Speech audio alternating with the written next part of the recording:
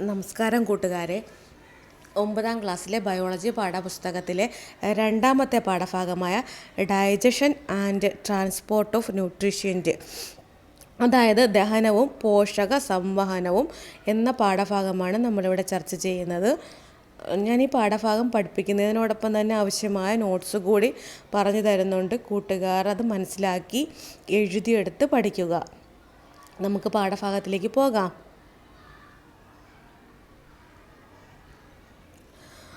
Have you noticed the given picture regarding the school noon meal program? നിങ്ങൾ ഉച്ചഭക്ഷണ പദ്ധതിയുമായി ബന്ധപ്പെട്ട് കൊടുത്തിരിക്കുന്ന ഒരു ചിത്രം കണ്ടുവല്ലോ. A nutritious diet ensure your health. നിങ്ങളുടെ ആരോഗ്യം ഉറപ്പുവരുത്തുന്നത് പോഷകസമൃദ്ധമായ ഭക്ഷണമാണ്.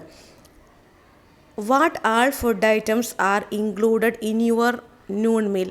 നിങ്ങളുടെ ഉച്ചഭക്ഷണത്തിൽ എന്തൊക്കെ ഫുഡ് ഐറ്റമാണ് ഉൾപ്പെടുത്തിയിരിക്കുന്നതെന്നാണ് ഒന്നാമത്തെ ചോദ്യം. അത് തയ്യാറാക്കാൻ ഒരു ലിസ്റ്റ് തയ്യാറാക്കാൻ വേണ്ടി ഇവിടെ കൊടുത്തിട്ടുണ്ട്. ഒന്നാമത്തെ കോളത്തിൽ ഫുഡ് ഐറ്റം, രണ്ടാമത്തെ കോളത്തിൽ ന്യൂട്രീഷൻ അല്ലെങ്കിൽ പോഷക ഘടകങ്ങൾ, മൂന്നാമത്തെ കോളത്തിൽ ഫങ്ഷൻസ് അല്ലെങ്കിൽ ആ പോഷക ഘടകങ്ങളുടെ ധർമ്മം എന്തൊക്കെയാണ്. നിങ്ങൾ കഴിക്കുന്ന ആഹാര വസ്തുക്കളുടെ പേരെഴുതുക. അതിൽ നിന്ന് കിട്ടുന്ന പോഷക ഘടകങ്ങളും അതിൻ്റെ ധർമ്മങ്ങളും എഴുതാനാണ് ഈ കോളംസ്. നമുക്കത് ഫില്ല് ചെയ്യാം. ഫുഡ് ഐറ്റംസിൽ റൈസ് അല്ലെങ്കിൽ അരിയാഹാരം, ചോറ്, അതിൻ്റെ ന്യൂട്രീഷൻസ് കിട്ടുന്നത് കാർബോഹൈഡ്രേറ്റ്സ് ആണ്. Function energy production. രണ്ടാമത്തത് പൾസ്, എഗ്ഗ്, ഫിഷ്, മിൽക്ക്. അതിൽ വെജിറ്റബിൾസും കൂടി ആഡ് ചെയ്യാം. ന്യൂട്രീഷ്യൻസ് പ്രോട്ടീനാണ് ലഭിക്കുന്നത്. അതിൻ്റെ ധർമ്മം ഫോർ ഗ്രോത്ത്. മൂന്നാമത്തെ food item vegetables and fruits. കിട്ടുന്നത് വിറ്റാമിൻസ് ആണ്. അതിൻ്റെ functions for smooth functioning of metabolism. ശരീരത്തിൻ്റെ മെറ്റാബോളിസം ശരിക്കും നടക്കാൻ വേണ്ടിയിട്ടുള്ള വിറ്റാമിൻസ് ആണ് ലഭിക്കുന്നത്. പൾസ്, ലീഫി വെജിറ്റബിൾസ്, അതിൽ ഫിഷ് കൂടി ആഡ് ചെയ്യാം. കിട്ടുന്ന ന്യൂട്രീഷ്യൻസ് മിനറൽസ് ആണ്. അതിൻ്റെ function for the growth of bone and teeth, blood formation. Last one different type of drinks. Nutrition വാട്ടറാണ്. Function smooth functioning of cell activity and transport of materials. ഇതാണ് ഉത്തരം. കൂട്ടുകാർ എഴുതി പഠിക്കുക. ബാക്കി പാഠഭാഗത്തിലേക്ക് പോകാം. ആൾദോ the dietary pattern of people in various part of the world R different.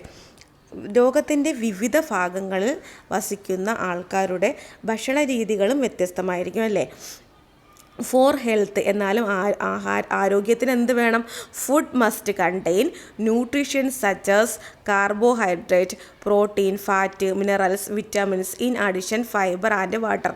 എന്നാലും ആരോഗ്യത്തിന് എന്തൊക്കെ പോഷകങ്ങൾ അടങ്ങിയിരിക്കണം?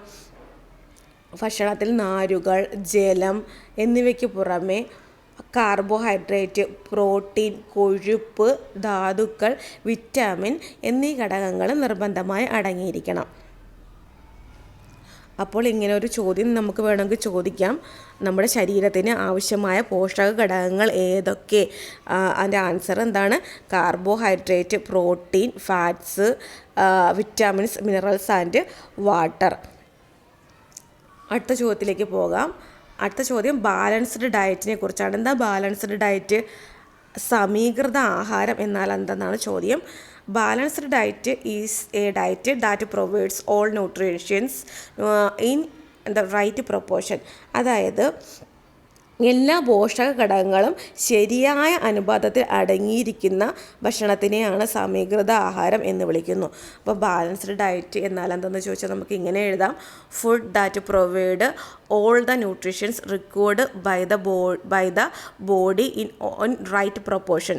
അതായത് ശരീരത്തിന് ആവശ്യമായ എല്ലാ പോഷക ഘടകങ്ങളും ശരിയായ അനുപാതത്തിൽ ലഭിക്കുന്ന ഭക്ഷണം എന്ന് നമുക്ക് സമീകൃതാഹാരത്തിനെ വിളിക്കാം.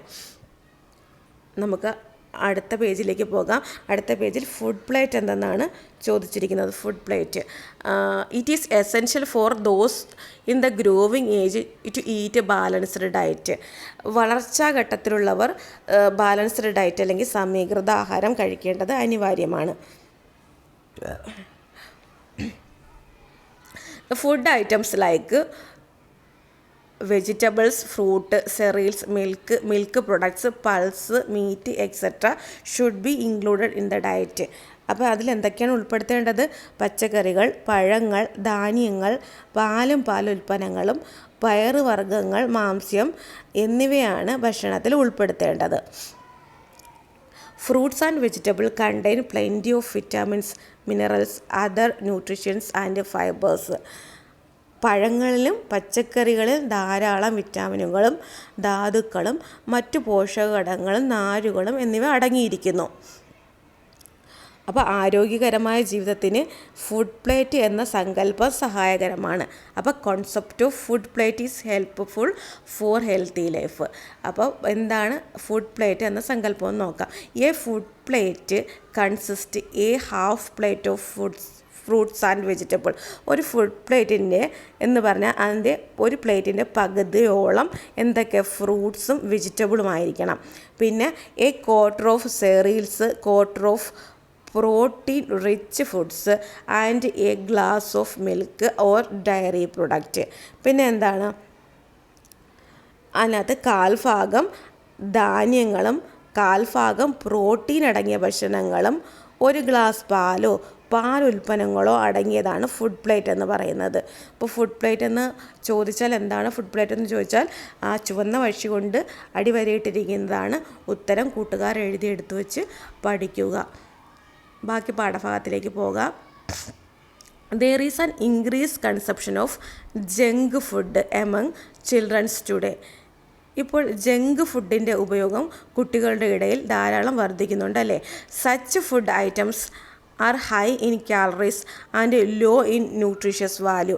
ഇങ്ങനത്തെ ഭക്ഷണം എന്താണ്?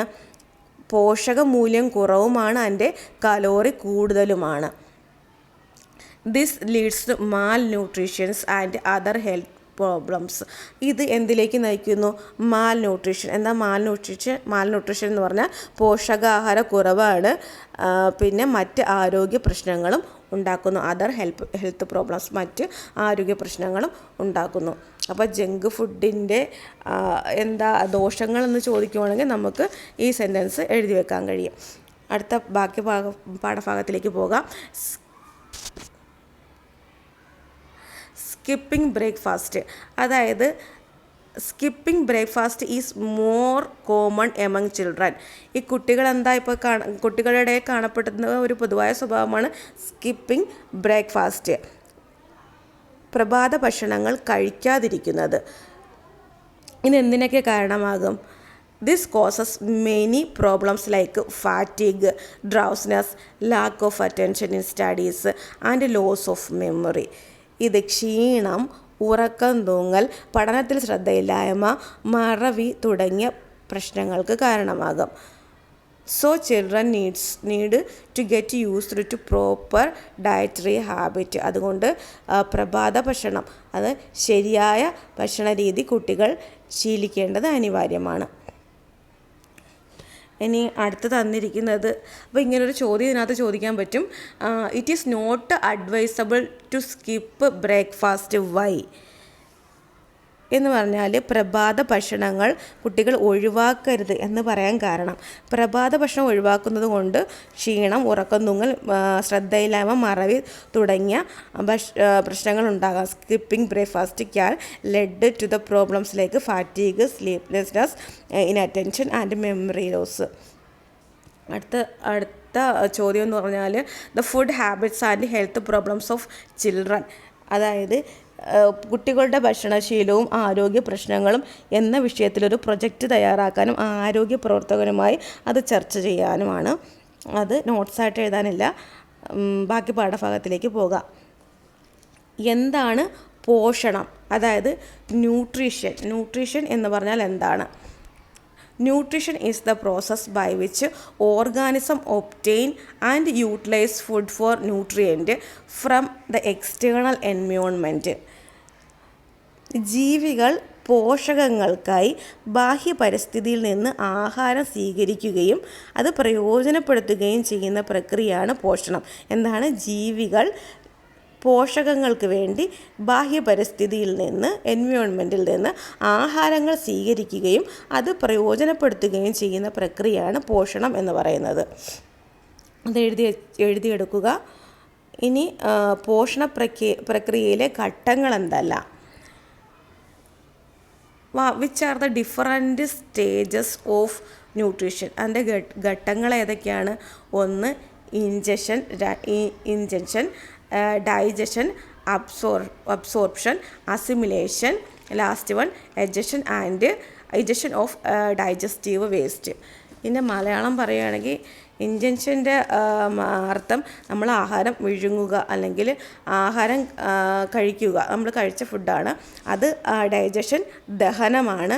അബ്സോർപ്ഷൻ ആഗിരണം, അസിമിലേഷൻ സ്വാംശീകരണം, എജഷൻ ഓഫ് ഡൈജസ്റ്റീവ് വേസ്റ്റ് എന്ന് പറഞ്ഞാൽ കഴിച്ച ആഹാരവസ്തുക്കളുടെ പുറന്തള്ളലാണ്. ഡൈജസ്റ്റീവ് വേസ്റ്റ് പുറന്തള്ളുന്നതാണ് എജഷൻ ഓഫ് ഡൈജസ്റ്റീവ് വേസ്റ്റ് എന്ന് പറയുന്നത്. ഓക്കെ, അടുത്ത ബാക്കി ഭാഗത്തിലേക്ക് പോകാം. The process of nutrition become more complex as we move from simple to complex structure organism. അതായത് ലഘുഘടനയുള്ള ജീവികളിൽ നിന്ന് സങ്കീർണ ഘടന, അതായത് യൂണിസെല്ലുലാർ, അതായത് ഏകകോശ ജീവികളെയും ബഹുകോശ ജീവികളെയാണ് ഇവിടെ ഉദ്ദേശിക്കുന്നത്. ലഘുഘടനയുള്ള ജീവികളിൽ നിന്ന് സങ്കീർണ ഘടനയുള്ള ജീവികളിലേക്ക് പോകുന്തോറും പോഷണ പ്രക്രിയയും സങ്കീർണമാകുന്നു.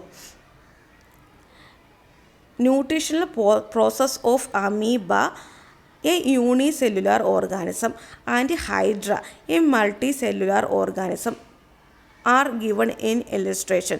ഇവിടെ ഏകകോശ ജീവിയായ അമീബയുടെയും ബഹുകോശ ജീവിയായ ഹൈഡ്രയുടെയും പോഷണത്തിൻ്റെ ചിത്രീകരണമാണ് ഇവിടെ കൊടുത്തിരിക്കുന്നത്.